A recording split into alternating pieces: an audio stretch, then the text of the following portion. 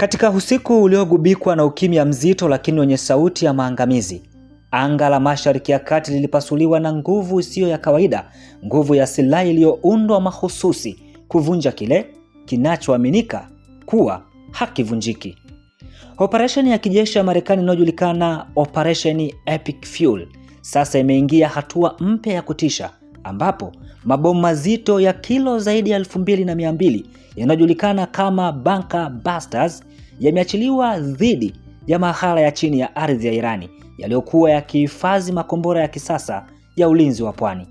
Kwa mara ya kwanza katika historia ya vita vya kisasa, bomu la GBU-72 Advanced 5K Penetrator limetumika kwa kiwango kikubwa katika mapambano halisi, kwani hii si silaha ya kawaida, ni kifaa cha uharibifu kilichoundwa kupenya zege nene, miamba migumu na kuta za ngome zilizozikwa chini kabisa ya ardhi, kisha kuripuka baada ya kupenya, likiacha nyuma si tu uharibifu bali pengo la kimkakati katika uwezo wa adui.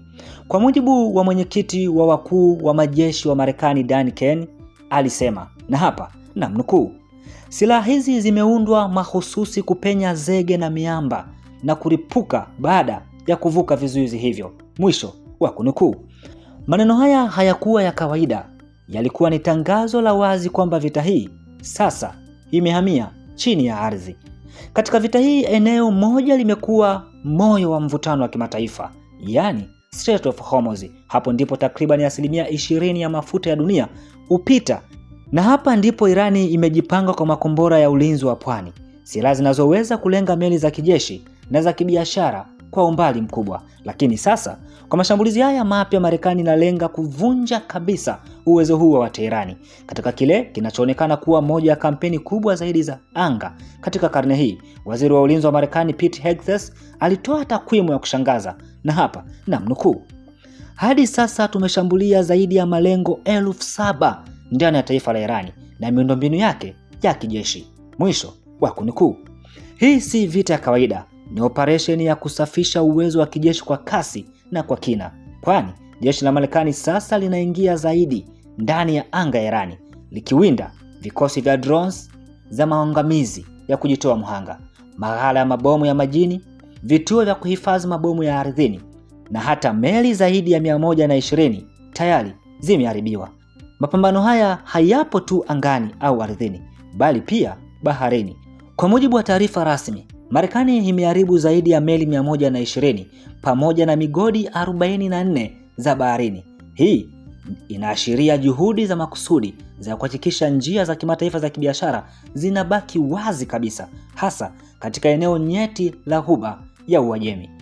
Kwa miongo kadhaa, bomu la GBU-28 lilikuwa mfalme wa kuvunja Barkas tangu vita ya Ghuba ya mwaka 1991. Lakini sasa GBU-72 imechukua nafasi hiyo, ikiwa na usahihi wa GPS, uwezo mkubwa wa kupenya pamoja na mlipuko ulioboreshwa baada ya kupenya. Hii ni ishara kwamba vita vya sasa si tu vya nguvu bali pia vya ubunifu wa teknolojia. Licha ya mafanikio ya kijeshi, maswali makubwa yanabaki. Je, Irani itajibu kwa mashambulizi ya kulipiza kisasi? Je, njia ya mafuta itabaki salama? Na je, dunia iko karibu na vita vikubwa zaidi? Pentagon haijatoa tathmini kamili ya uharibifu, yani Battle Damage Assessment, lakini ukweli uko wazi. Vita hii imeingia hatua mpya, hatua ya kuvunja ngome zisizoonekana na kupigana vita ambavyo havionekani juu ya uso wa dunia. Hii si hadithi ya mabomu tu, ni silaha ya nguvu, teknolojia na mapambano ya kudhibiti njia za dunia. Chini ya ardhi ya Irani kulikuwa na siri, na sasa kwa kishindo cha GBU-72 siri hizo zimeanza kufunuliwa kwa mlipuko. Na hii ni Shehena Media. Usisahau kusubscribe, kulike, kucomment na kushare ili uwe wa kwanza kupata habari za uhakika.